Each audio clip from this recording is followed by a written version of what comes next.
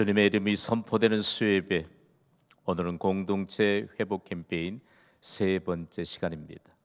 공동체 회복 캠페인 주제를 우리 힘있게 선포하도록 하겠습니다. 시작. 믿음에서 믿음으로, 마음에서 마음으로. 한 번 더 선포할까요? 믿음에서 믿음으로, 마음에서 마음으로. 아멘. 여러분, 믿음에서 믿음으로 이어지는 곳은 어디입니까? 대그룹 공동체인 예배입니다. 오늘 우리가 믿음에서 믿음으로 이어지는 대그룹 예배 오셨습니다. 얼마나 크신 하나님의 은혜와 능력을 우리가 경험하게 될지 기대가 됩니다. 여러분, 마음에서 마음으로 이어지는 곳은 어디입니까? 소그룹 공동체인 목장교회입니다. 가장 가까운 분들이 지금 목장교회 소그룹 공동체라고 생각하고 마음에서 마음으로 이어지는 놀라운 역사가 이 밤에 함께 우리에게 확산되어 가고 있다는 것입니다. 퀴즈 하나 할까요? 여러분, 세상에서 가장 좋은 곳은 어디입니까? 좀 어려울까요? 세상에서 가장 좋은 것은 어디지요? 믿음으로 함께하는 공동체입니다. 세상에서 가장 즐거운 곳은 어디이지요? 여러분, 마음으로 함께하는 공동체입니다. 공동체 회복 캠페인이 진행되고 있는 경신교회는 세상에서 가장 좋은 곳입니다. 경신교회는 세상에서 가장 즐거운 곳입니다. 그래서 오늘 우리가 좀 새겨야 될 게 가장 좋은 곳이 어디인가? 여러분, 믿음으로 함께 하는 곳이 가장 좋은 곳이죠. 여러분과 믿음이 있기 때문에 믿음으로 과연 어디를 가야 할까? 무엇을 해야 할까?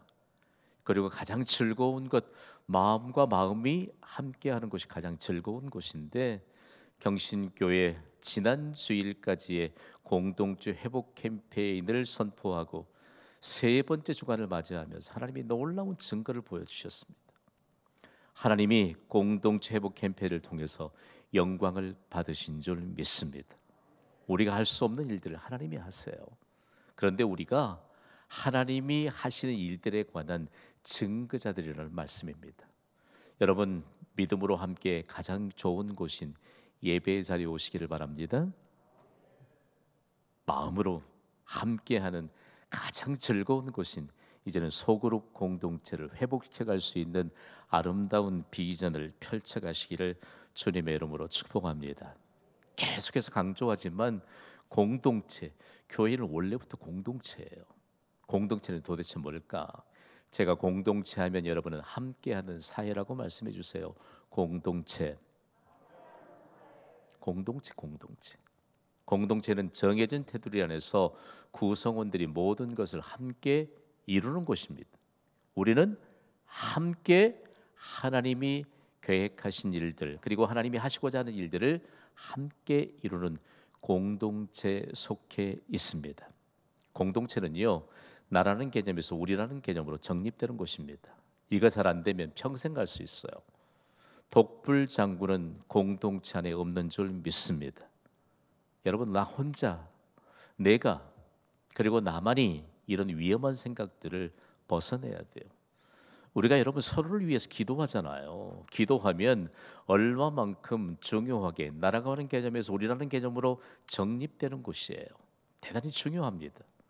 여러분, 교회가 세워지고 난 다음에 어떤 공동체적인 은혜가 있을까? 우리는 공동체를 통해서 함께 은혜를 받습니다. 공동체를 통해서 함께 하나님이 가장 기뻐하신 일들을 이룹니다. 공동체를 통해서 세상을 복받게 하는 아름다운 하나님의 준비가 이루어진다는 사실들을 기억해야 합니다. 여러분, 교회가 공동체인 것은 무엇일까요? 각기 뿔틀이 흩어져 있는 현대인들을 하나로 묶을 수 있기 때문에 교회는 공동체입니다. 믿으십니까? 우리 다 달라요. 출신이 다르고 성씨도 다 다르잖아요. 연령도 다 다르잖아요. 그리고 여러 문화적인 배경도 다르고 다 달라요. 그러나 뿔뿔이 흩어져 있는 현대인들을 하나로 묶을 수 있는 곳이 공동체인 교회입니다. 공동체인 교회를 잘못 이해하게 되면 평생 동안 교회가 공동체라는 사실들을 증가하지 못하는 이런 안타까운 현실을 살 수 있다는 것이죠. 그래서 우리가 하나 될 수 있는 것은 오직 예수 그리스도 안에서만 가능합니다. 우리가 섬기는 경신교회는 모든 사람을 하나로 묶어낼 수 있는 진정한 공동체입니다. 그러면 구약 시대의 공동체, 우리는 이제 공동체를 조금 더 세밀하게 조명해 보아야 됩니다. 제가 신앙 공동체 하면 여러분도 똑같이 교회는 신앙 공동체이다라고 말씀해 주세요. 신앙 공동체 중요합니다. 교회가 만약에 신앙 공동체가 아니면 계모임과 다를 바가 없지요. 그렇잖아요. 요즘 계모임 잘 안 하시지요. 어머나, 계모임 하시는 수상한 분들이 계시는 모양이네. 요즘 계모임 같은 거 잘 안 해요. 대단히 중요한데 우리는 신앙 공동체죠. 구약 시대의 신앙 공동체는 하나님의 성전이었습니다. 신약 시대의 신앙 공동체는 교회입니다. 우리는 지금 신앙 공동체에 속해 있는데, 그렇다면 신앙 공동체는 무엇을 가져야 되느냐? 대단히 중요해요. 신앙 공동체는 반드시 영적 리더십을 가져야 합니다. 영적 리더십이란 도대체 무엇일까? 우리 영적 리더십이란 여기부터 함께 읽어봅시다. 시작. 영적 리더십이란 사람을 움직여서 하나님의 말을 하고 하나님의 일을 하게 하는 것이다. 잘 들어보십시오. 경신교회가 신앙 공동체인 것을 여러분이 인정하십니까? 그러면 우리는 누구든지 사람을 움직여서 하나님의 말을 하게 해야 합니다. 그리고 사람을 움직여서 하나님의 일을 하게 해야 합니다. 그래, 참 이상하지요. 하나님의 일은 모두에게 다 개방되어 있습니다. 맞습니까? 대단히 중요한 문제예요. 오늘 우리에게 있어서 영적 리더십을 가진 신앙 공동체로 세워지는가라고 하는 문제입니다. 오늘 수협의 헌신자들이 사람을 움직여서 하나님의 말을 하게 하십시오. 그리고 사람을 움직여서 하나님의 일을 하게 하십시오. 하나님의 일을 하는 자리에 하나님의 영광이 충만합니다. 그리고 하나님의 말을 하는 사람들을 통해서 하나님의 일들을 이루어 가신다라고 하는 사실입니다. 신앙 공동체가 가지는 영적 리더십에는 분명한 목표가 있거든요. 목표가 뭘까? 함께 읽어볼까요? 시작. 영적 리더십의 목표는 사람들을 현재의 자리에서 하나님이 원하시는 자리로 이끌어가는 데 있다라고 하는 것입니다. 대단히 중요해요. 여러분, 말씀을 증거하는 저에게 어두운 그늘이 있다고 생각하시면 박수 한번 3번 쳐보실래요? 다행이네, 다행이에요. 중요합니다, 여러분. 신앙 공동체에 속해 있어서 영적 리더십을 가진 자들은 목표가 분명합니다. 현재의 자리에서 하나님이 원하시는 자리로 이끌어가야 되는 자들에겐 영적인 그들이 없습니다. 어둠이 없습니다. 대단히 중요한 문제예요. 여러분, 왠지 좀 거리끼는 관계가 있지 않습니까? 왠지 보면 좀 불편한 사람 없으세요? 왠지 보면 말이에요, 뭔가 조금 우리가 감지하지 못할 만한 그런 불편함이 있는 이런 일들이 있을 수도 있어요. 이 밤에 수협의 공동체복 캠페인 3번째를 섬기는 여러분이요, 일평생 동안 영적 어두움이 사라지는 인생을 살아가시기를 주님의 이름으로 간절히 부탁을 드립니다. 밝아요. 우리는 빛의 자녀들이에요. 빛이신 예수님의 빛을 받아서 다시 빛을 발하는 예수님의 반사체들이죠. 그렇기 때문에 오늘 우리에게 있어서 영적 리더십을 가진 교회인가 대단히 중요합니다. 그러면 우리가 하나님이 원하시는 자리에게까지 나아가야 되지 않겠어요? 그러니까 이번 공동체 회복 캠페인에 대단히 중요합니다. 저는 지난 주일 1예배부터 하나님이 부어주시는데 너무너무 놀란 거예요. 생각지도 못했던 분들이 회복의 자리에 나온 것입니다. 여러분, 우리와 동일한 예배의 자리에 나오는 사람들은 하나님이 원하시는 자리에 나와 앉아있다는 사실을 잊어서는 안 돼요. 그렇기 때문에 우리가 하나님이 원하시는 자리에 앉아있기 때문에 이 밤에도 우리가 생각지도 못했던 하나님의 역사의 증거들이 나타나게 될 줄 믿습니다. 그래서 대단히 중요한 것인데 성경을 공동체적인 입장에서 조명해 보면 모두 다 신앙 공동체를 통해서 하나님이 복 주신 은혜에 대한 간증들이에요. 그래서 오늘 우리는 첫 번째 관문을 이렇게 열겠습니다. 힘있게 선포합시다. 시작. 신앙 공동체에 올라가자. 성경은 올라가는 일밖에 없어요. 우리 인생이 신앙 공동체에 올라가자라고 외치는 시편 122편의 저자는요, 원저자는 하나님이시죠. 그런데 하나님이 다윗에게 놀라운 신앙 공동체를 통해서 경험한 은혜를 다윗을 통해서 온 세상에 선포하고 있다는 말씀입니다. 그래서 경험된 은혜, 이 경험된 은혜를 노래로 울려 퍼지게 했던, 쉽게 우리가 해석하면 찬양이죠. 그 찬양이 바로 시편 122편입니다. 시편 122편에 이런 표제가 붙어 있습니다. 함께 읽어보실래요? 시작. 다윗의 시 곧 성전에 올라가는 노래. 구약 시대의 신앙 공동체는 성전이라고 했습니다.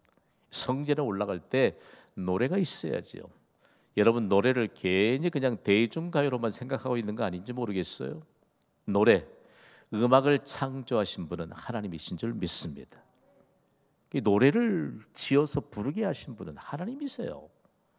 하나님이 이 땅을 창조하지 않고 우리를 만들지 않으셨다면 어떻게 노래가 생겼겠어요? 음악이 어떻게 창조되었겠느냐라고 하는 사실인데요.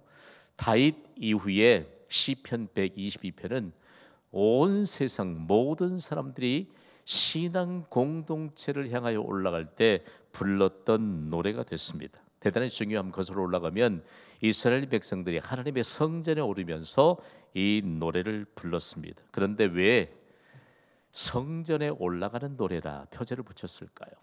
실제로 이 배경은 두 가지입니다. 우리가 시편을 해석하게 될 때 대단히 중요한 내용들을 볼 수 있는데, 하나님의 성전이 있던 예루살렘은 해발 800m 높이에 있습니다.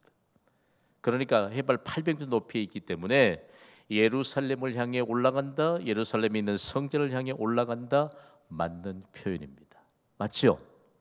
갈릴리는 참고로 해발 마이너스 200m에 있습니다. 갈릴리 호수에 올라간다, 이건 절대로 틀린 얘기죠. 사해는 해발 마이너스 400m 선상에 있습니다. 사해에 올라간다, 그건 말도 안 되는 소리죠. 그러나 해발 800m 선상에 있는 예루살렘, 그곳 세워진 성전은 올라간다라고 하는 표현이 맞습니다. 또한 여러분, 하나님의 성전에는 온 천하를 다스리시는 하나님의 보좌가 있는 곳입니다. 맞다고 인정되시면 아멘 하시기 바랍니다. 하나님의 통치, 하나님의 성전에 올라가고 예루살렘에 올라간다라고 하는 표현인 것이죠.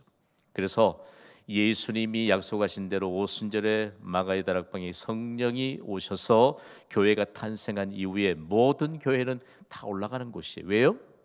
저 아래쯤에 교회가 있는데도 아니요. 하나님의 보좌, 하나님의 다스리시는 하나님의 통치, 하나님의 보좌가 바로 교회에 있기 때문입니다. 그러므로 여러분, 이 밤에 우리가 어디에 올라왔지요? 하나님이 통치하시는 하나님의 보좌 앞에 우리 모두가 함께 올라와 있는 곳입니다. 그래서 여러분, 예루살렘에 올라간다, 하나님의 성전에 올라간다. 예루살렘 곧 하나님의 성전이 세워진 것은 대단히 중요한 의미가 있습니다. 예루살렘 성전이 있었던 곳, 대단히 중요한 문제입니다. 여러분이 생각할 때 황금 동문만 생각하는지 몰라요. 지금 안타깝게도 여러분, 이슬람 성전이 거기에 있습니다만 얼마만큼 여기에서 우리가 좀 생각해야 될까라고 하는 사실인데요. 이곳이 바로 대단히 중요한 이슬람 사원이 건립된 곳이지만 다행스럽게도 이곳에서는 예배가 드려지지 않습니다. 어떤 경배 의식이 없습니다. 그냥 보존만 돼 있습니다. 그래서 이스라엘 백성들이 지금도 그것을 돌리면서 이곳이 다시 하나님의 성전이 회복되기를 그들이 늘 기도하고 있는데, 실제적으로 오늘날 거룩하신 하나님의 전이, 성령의 전이 바로 우리의 육신이기 때문에 우리가 바로 하나님의 놀라운 역사하심에 관한 일들을 증거할 수 있는 이 시대의 하나님의 성전으로 살아야 합니다. 그리고 하나님이 원하시는 자리에 우리가 서 있어야 합니다. 그리고 하나님이 원하시는 기뻐하시는 말을 해야 합니다. 그리고 하나님이 기뻐하시는, 그리고 이루시기를 원하는 일들을 우리가 해야 되는 것이죠. 사도 바울이 고린도 교회를 향해서 얼마만큼 중요한 메시지를 전달했는지 모릅니다. 중요한 내용입니다. 시편 122편에서 우리가 성전에 올라간다라고 말할 때 성전은 과연 어떤 의미가 있을까? 예루살렘은 어떤 의미가 있을까? 아브라함과 그의 아들 이삭이 예배의 모범을 세운 곳이기 때문입니다. 성경을 읽다가 모리아의 한 산, 성경은 여러분 많이 읽는 거 참 좋습니다만 성경은 정독해서 읽는 것이 중요합니다. 정독해서 보면 하나님이 아브라함에게 모리아의 한 산을 지시하셨습니다. 그곳이 바로 예루살렘이요, 그곳에 아브라함과 이삭이 하나님 앞에 순종해서 예배의 모범을 세웠던 그곳이 바로 예루살렘, 그 자리에 하나님의 성전이 세워졌다라고 하는 사실이죠. 그렇다면 오늘 본문에 있어서 대단히 중요한 내용입니다. 왜 다윗은 오늘 시편 122편을 이렇게 노래할 수밖에 없었을까라고 하는 사실인데, 배경을 살펴보면 참 비참합니다. 여러분, 사람에게 조금 실망을 하거나 사람에게 상처를 받으면 참 그 상처가 너무 큽니다. 여러분, 우리가 주님 다시 오실 때까지 이 땅에 사는 동안 사람과의 관계를 통해서 실망받을 일에 대해서 아무도 면제받은 사람 없을지 몰라요. 중요합니다. 그런데요, 다윗이 그의 아들 압살롬에게 반역을 당하잖아요. 압살롬은 인물이 출중했습니다. 대단히 중요한 정보들을 성경이 제공하는데 압살롬은 남자가 봐도 멋있다. 여러분, 남성 여러분, 남자가 봐도 좀 멋있는 사람 없습니까? 없어요? 여러분 외에 더 멋있는 사람이 없는 거 봐요. 중요해. 그만큼 압살롬이 인물이 출중했다. 그런데 여러분, 그렇게 신앙이 좋은 그의 아버지인 다윗 왕을 반역하고 말았다라고 하는 사실이죠. 결국은 그의 아들에 의해서 일으켜진 반역 때문에 그가 머물던 예루살렘에 있던 왕궁에서 떠나게 됩니다. 그리고 늘 출입하면서 하나님을 향해 예배했던 성전마저도 뒤로 하고 떠나게 되었습니다. 여러분, 생각해 보세요. 왕궁은 뒤로 하더라도 하나님께 늘 예배드리는 성전을 떠나는 것은 너무나도 슬픈 현실이었습니다. 다윗이 밤낮으로 그리워했던 것은 하나님께 예배드리는 성전이었습니다. 하나님의 성전이 있었던 예루살렘이었다는 것이죠. 예루살렘을 떠난 다윗이 다시 예루살렘을 향해 귀환하면서 설레는 마음으로 노래하고 고백했던 시편이 바로 122편입니다. 그러니까 오늘 여러분, 시편 122편을 함께 우리가 묵상하고 함께 노래하는 우리에게 있어서 어떤 어려움이 있더라도 반드시 하나님의 성전을 그리웠던 다윗에게 다시 하나님의 성전에 올라갈 수 있는 은혜의 기회를 주신 것처럼 우리에게도 회복의 은혜를 주신다는 사실을 믿으시기를 주님의 이름으로 부탁을 드립니다. 시편 122편은 최고의 기쁨이 담긴 노래예요. 오늘 여러분 수요예배 오시면서 최고의 기쁨이 충만한 채 이곳에 나오셨죠? 잘 오셨어요. 이보다 더 큰 기쁨을 우리에게 하나님께서 허락해 주실 줄 믿습니다. 다윗이 가졌던 최고의 기쁨이 뭘까? 그동안 예배드리지 못했는데 이제는 마음껏 예배드릴 수 있는 성전에 올라가고 있는 자신의 그 중심을 그대로 노래에 담아두었다는 것입니다. 오늘 본문 1절, 다윗과 함께 온 백성들이 성전에 올라가면서 이 노래를 어떤 기쁨으로 불렀을까? 함께 소리 높여 읽습니다. 시작.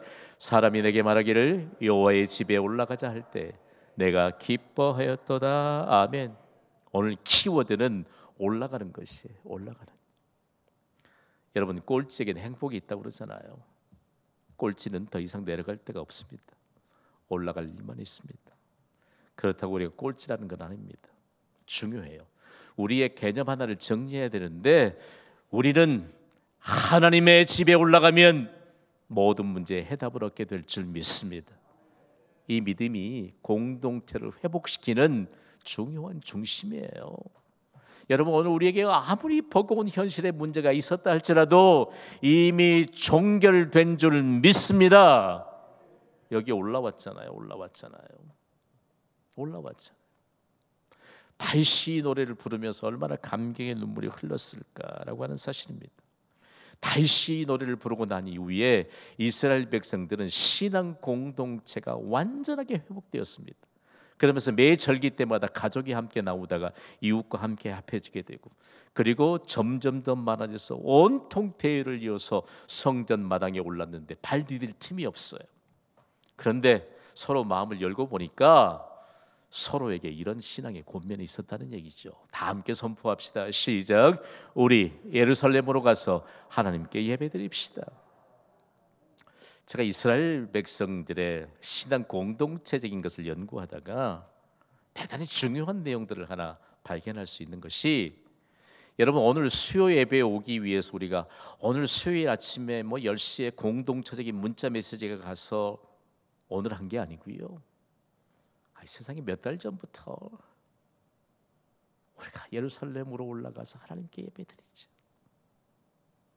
여러분, 준비하는 자에게 그 기쁨이 너무너무 확대되는 거 여러분 아시죠? 준비돼야 돼요. 거꾸로 한번 해석해 봐야 합니다. 우리가 신앙 공동체로 나오기 위해 준비하지 않으면 우리에게 있는 믿음 다 소멸됩니다. 생각해 봐요. 그래서 교회는 신앙 공동체를 통해서 계속적으로 하나님이 원하시는 곳이 어디인가를 계속 깨우쳐 줘야 돼요. 너희가 예배드리는 것보다 더 큰 일이 어디 있냐, 더 중요한 일이 어디 있느냐는 것이죠.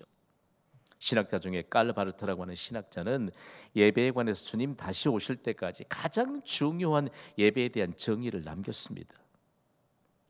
세 가지 저희 가지고 오늘 한 가지만 생각하지요. 한번 따라 합시다.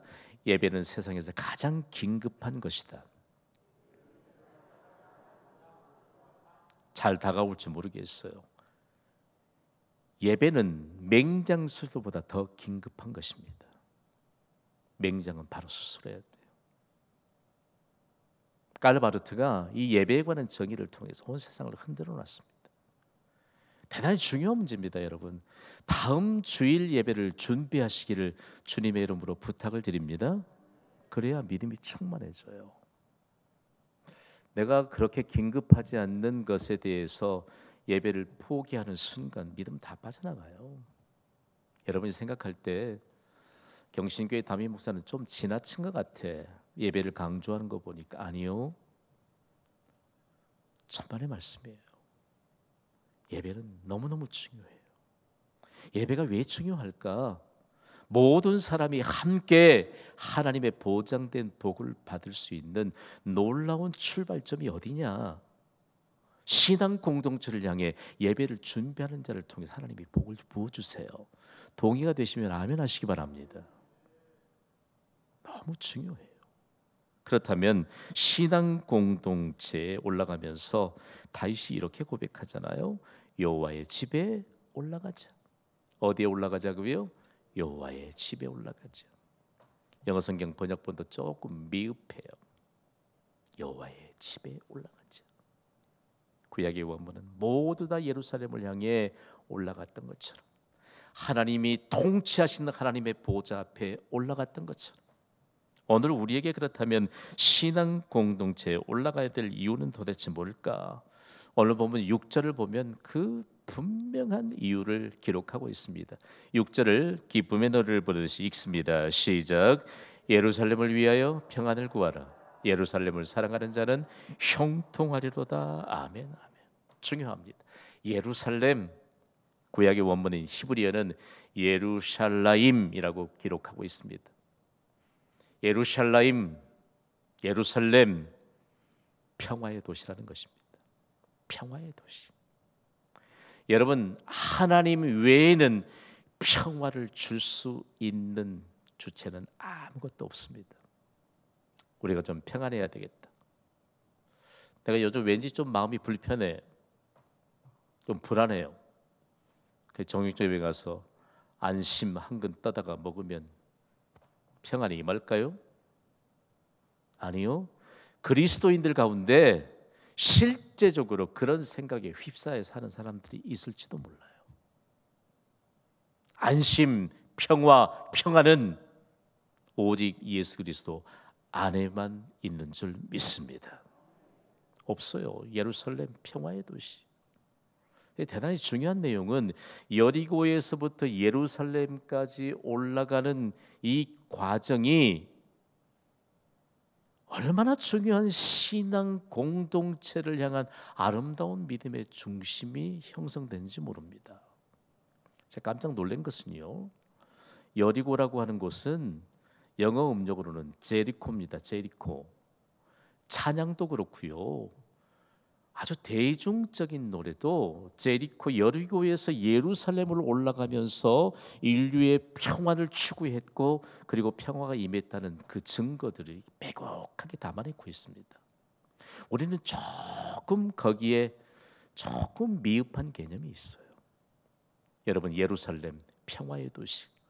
그러면 왜 예루살렘을 두 번씩이나 강조하고 있는가라고 하는 사실인데요, 예루살렘은 거룩한 도시입니다. 예루살렘 때문에 이스라엘 전체 유대 땅을 홀리랜드라고 칭합니다. 아무도 거부하지 않아요. 거룩한 땅, 예루살렘 때문에. 예루살렘이 왜 거룩한 땅이 되었느냐라고 하는 사실입니다. 가장 중요한 것은 매번 방족하지만 아브라함과 이삭이 하나님 앞에 순종해서 그대로 예배의 모범을 세운 곳이기 때문에 예루살렘은 평화의 도시요, 예루살렘으로 말미암아 거룩한 땅이 되었다라고 하는 사실입니다. 예수님은 예루살렘에서 십자가에서 우리를 위해서 대속적인 죽음을 당하셨습니다. 그것이 어디지요? 예루살렘이에요. 예루살렘에서 예수님이 약속하신 성령이 오셔서 교회가 탄생이 되었습니다. 예루살렘은 하나님에 의해 택하여진 특별한 곳입니다. 대단히 중요합니다. 서두에 믿음으로 함께 가는 곳, 가장 좋은 곳, 마음으로 함께 가는 곳, 가장 즐거운 곳, 이곳이 바로 예루살렘입니다. 이 시대의 예루살렘은 과연 어디일까? 요즘 코로나19 팬데믹으로 가지도 못하는데 비행기 타고 예루살렘에 가야 되나요? 가장 좋은 곳이요, 가장 즐거운 곳인 경신교회는 이 시대에 우리가 찾아야 될 예루살렘인 줄 여러분 믿으시기 바랍니다. 대단히 중요해요. 오늘 그렇다면 우리에게 있어서 과연 평화의 도시, 거룩한 땅, 가장 좋은 곳, 가장 즐거운 곳은 과연 무엇 때문에 그렇게 증거될까? 다윗은요, 예루살렘에서 경험했던 평안함과 형통함을 그가 기록한 시편인 30편에 이렇게 노래하고 있습니다. 읽어볼까요? 시작. 주께서 나의 슬픔이 변하여 내게 춤이 되게 하시며 나의 베옷을 벗기고 기쁨으로 띠우셨나이다. 아멘. 경신교회는 우리의 슬픔이 변하여 춤이 되게 하시는 이 시대의 예루살렘입니다. 이런 증거를 가져야 돼요. 이런 증거를 가져야 돼요. 교회를 잘못 오해하니까 교회는 마치 대표 주자들이 중요한 위치 그리고 중요한 자리에 앉아 있는 것처럼. 여러분 생각해 봐요. 저는 경신교회를 여러분과 함께 섬기면서 새로운 역사를 펼쳐가고 있습니다. 지금 여러분에게 계속해서 간증해야 될 것은 공동체 회복 캠페인을 통해서 하나님이 그렇게도 찾으시는 교회와 예배자들로 가득 채우시는 교회가 되게 하여 주실 줄 믿습니다. 세상에요, 주일 예배도 회복 못 시키는데 새벽 기도를 회복시키는 교회에 계속 영적 지도자들이 와서 배워가요. 제가 지금 요즘 그런 위치에 있습니다. 여러분들로 인해서. 가장 중요한 내용 하나 생각해 볼까요? 제가 생각할 때 주께서 나의 슬픔이 변하여 내게 춤이 되게 하신다. 나의 베옷을 벗기고 기쁨으로 띠우신다. 생각해 보십시오. 우리에게 이런 믿음이 있기를 주님의 이름으로 간곡히 부탁을 드립니다. 우리가 예배를 드리는데 이런 믿음으로 하나님 앞에 나와야지요.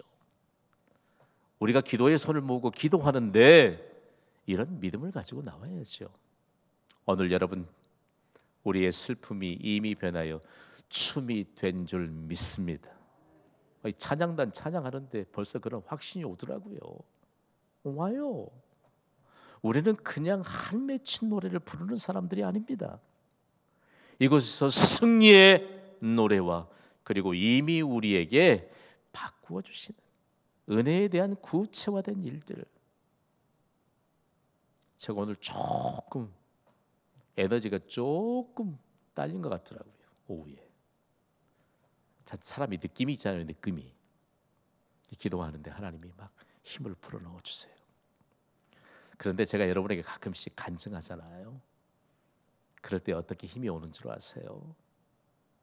가장 좋은 곳, 가장 즐거운 곳인 신앙 공동체에서 하나님 향해 믿음으로 나오는 동역자들의 모습을 눈앞에 쫙 펼쳐주십니다. 여러분, 중요한 내용인데요. 우리가 다시 시편 122편을 그가 다시 하나님 앞에 예배 드릴 수 있는 회복의 은혜를 주신 하나님께 나오면서 이 찬양을 부를 때 이스라엘 백성들이 성전에 올라오면서 이 노래를 불렀거든요. 이게 막상 집에서는 가족이 단촐하게 출발했는데 예루살렘 성전 마당에 이르렀더니 발 디딜 틈이 없다. 여러분, 그곳에서요 함께 모이면서 서로 나누게 될 때 우리에게 놀라운 하나님의 일하심에 관한 내용들은 끊임이 없어요. 여러분, 만약에 주일날 우리가 함께 예배 오면 예배를 마치고 나면 간증거리가 많아지도록 하나님이 우리에게 회복의 은혜를 이미 주신 줄 믿습니다. 많죠. 속으로 너무 어렵게 생각해서 그래요. 믿음으로 함께 예배하고 믿음으로 함께 기도하고 믿음으로 함께 서로 교제할 때 우리에게는 끊임이 없습니다. 이것이 바로 얼마나 중요할까라고 하는 사실인데요. 예루살렘은 하나님의 복을 구하는 축복의 진원지이기 때문입니다. 오늘 본문 9절 말씀입니다. 우리 함께 읽습니다. 시작. 여호와 우리 하나님의 집을 위하여 내가 너를 위하여 복을 구하리로다. 아멘. 대단히 중요합니다. 사실 이스라엘이 신앙 공동체를 통해서 복 주시는 하나님의 은혜를 늘 경험합니다. 그런데 그 복이 내 대에만 미치는 게 아니고 자손 대대로 미친다는 사실인 것이죠. 시편 128편 5절과 6절은 이 일에 대한 아주 총체적인 내용이에요. 우리 함께 읽어봅시다. 시작. 시온에서 내게 복을 주실지어다. 너는 평생의 예루살렘의 번영을 보며 내 자식의 자식을 볼지어다. 이스라엘에게 평강이 있을지로다. 아멘. 중요합니다. 이스라엘 백성들에게 표제가 하나 있는데 신앙 공동체를 누구에게 물려줘야 된다? 자손들에게 물려줘야 된다. 여러분, 신앙 공동체, 대그룹 공동체인 예배를 반드시 여러분에게 자손들에게 물려주시기를 바랍니다. 예배 없이는 못 살아요. 예배가 해답이에요. 예배에 나오면 얼마나 크신 하나님의 은혜와 영광들을 우리에게 보여주시는지 몰라요. 최근에도요 하나님의 은혜를 베풀어 주실 때 눈물겹게 베풀어 주십니다. 제가 경신교회 부임하기 전 많이 기도했습니다. 갈등도 많았고. 그런데 어느 날이요 제 딸아이가 같이 식탁에서 밥 먹는데 그 얘기예요. 아빠, 내가 어젯밤에 꿈 꿨는데. 무슨 꿈 꿨니? 예수님과 12제자가 미국에 섬기는 올림픽 영광교회에 오셨대요. 제가 아멘 했어요. 아멘. 저희 가족들에게는요 더 많이 기도해야 되겠다라고 할 때 그때의 그 아이의 귀중한 신앙에 관한 고백들이 그 순전한 아이에게 주셨던 마치 한 폭의 그림 같은 뚜렷한 그런 비전들이 우리에게는 놀라운 축복의 근거가 됩니다. 오늘 우리가 자녀들에게 물려줄 것이 과연 무엇일까요? 성경은 우리에게 자손 대대로 지나칠 만큼하게 이렇게 강조하고 있습니다. 시편에는 성전에 올라가는 노래가 너무너무 많잖아요. 가장 중요한 것은 하나님의 복이 과연 무엇으로 증명됐을까? 하나님의 복은 하나님의 도우심으로 증명이 됩니다. 하나님의 도우심에는 세 가지가 분명히 나타나게 되는데 세 가지는 바로 다름이 아닌 인간의 모든 불가능을 가능으로 바꿔주는 것입니다. 여러분, 인간의 모든 불가능을 가능으로 바꿔주시는 하나님의 역사가 이 밤에 우리에게 임하는 줄 믿으시기 바랍니다. 이게 복의 개념이에요. 빨리 바꾸세요. 방송실 빨리 찾아서. 제가 하나님의 복 하면 여러분 하나님의 도우심이라고 선포해 주세요. 하나님의 복, 다른 거 없어요. 인간으로서는 불가능한 일들을 가능으로 바꾸어 주시는 하나님의 도우심, 이게 시편 기자 다윗이 노래하고 있는 하나님의 복입니다. 하나님이 도우시면 치유의 역사가 일어납니다. 하나님이 도우시면 회복의 역사가 일어납니다. 건강도 잃어버렸습니까? 물질도 잃어버렸나요? 명예도 잃어버렸나요? 하나님의 도우심 가운데 회복의 은혜를 사모하시기를 바랍니다. 회복은 원상 회복이 아닙니다. 하나님이 원하시는 것을 비로소 채워주시는 것이 회복의 의미입니다. 대단히 중요합니다. 그러면 여러분, 오늘 우리가 신앙 공동체에 이스라엘 백성들이 오늘 결론 지을 때 이스라엘 백성들이 다윗의 시편을 통해서 우리 모두가 함께 신앙 공동체에 가입되어야 한다. 신앙 공동체에 가입되는 것은 과연 어떤 의미가 있을까? 신앙 공동체에 가입이 되지 않으면 완전히 하나님으로부터 소외가 되는 것입니다. 하나님으로부터 소외가 되는 것은 그 인생은 완전히 끝장낸 인생이라는 것이죠. 그러면 신앙 공동체에 가입해야 될 조건이 뭘까? 시편 133편에 기록하고 있습니다. 우리 마치 기쁨의 노래를 부르듯이 읽습니다. 시작. 보라, 형제가 연합하여 동거함이 어찌 그리 선하고 아름다운고. 머리에 있는 보배로운 기름이 수염 곧 아론의 수염에 흘려서 그의 옷깃까지 내린 같고 헐몬의 이슬이 시온의 산들에 내린 같도다. 거기서 여호와께서 복을 명령하셨나니 곧 영생이로다. 아멘. 신앙 공동체에 가입할 조건은 형제가 되는 것입니다. 오늘 공부 좀 합시다. 형제에 대해서 신학자인 존 칼빈이 탁월한 해석을 했습니다. 너무 분명해요. 따라합시다. 같은 공동체에 속하여 같은 종교를 고백하고 같은 조직의 통치를 받는 자, 이건 따로따로가 아닙니다. 세 개가 한꺼번에 묶어져야 돼요. 따라합시다. 경신교회에 속하여 기독교를 고백하고 예수 그리스도의 통치를 받는 자. 동의가 되시면 아멘 하시기 바랍니다. 형제 신앙 공동체 가입하는 거예요. 오늘 우리에게 있어서 교회에 관한 내용들을 우리가 얼마만큼 명확하게 이해할 수 있을까라고 하는 것인데요. 신앙 공동체에서 우리가 가입되었다라고 하는 것을 가장 먼저 무엇으로 고백할 수 있을까라고 하는 것인데요. 대단히 좋은 것은 예배자로서 모든 것을 그대로 다 증명하는 것입니다. 예배자라고 할 때 우리가 너무 쉽게 할 때 그냥 예배 자리에 앉으면 되는가? 그렇지 않습니다. 여러분, 하나님이 우리에게 영광으로 호위해 주시는 줄 여러분 믿습니까? 영광으로 호위해 주세요. 누가 보아도 믿음의 모범으로 드러내 주십니다. 여러분이 좀 부담스럽게 들리지 못하지만 받으세요. 부담으로 받으셔야 돼요. 거룩한 부담으로 받으시고 얼마나 중요한 내용들을 우리에게 할까? 신앙 공동체에 가입하는 것. 그렇다면 도대체 자손 대대로 복을 받게 하는 신앙 공동체에 가입하는 것에 대해서 우리가 어떻게 오늘 말씀에 관한 결론적인 메시지를 받을까? 좀 충격이겠지만 한번 따라합시다. 가입하든지 죽든지. 우리 김 목사께서 너무 터프해지셨네. 예전보다 제가 한 터프했습니다. 가입하든지 죽든지. 미국 캘리포니아주에 있는 한 교회에서는 소그룹 공동체의 세 표를 이렇게 정하였습니다. 가입하든지 죽든지. 여러분, 영어권에서 사인하는 것은 대단히 중요한 결정이에요. 자기 결정. 대단히 중요한 자기 결정. 도대체 왜 이렇게 조금은 도전적인 표를 정했을까라고 하는 것인데요.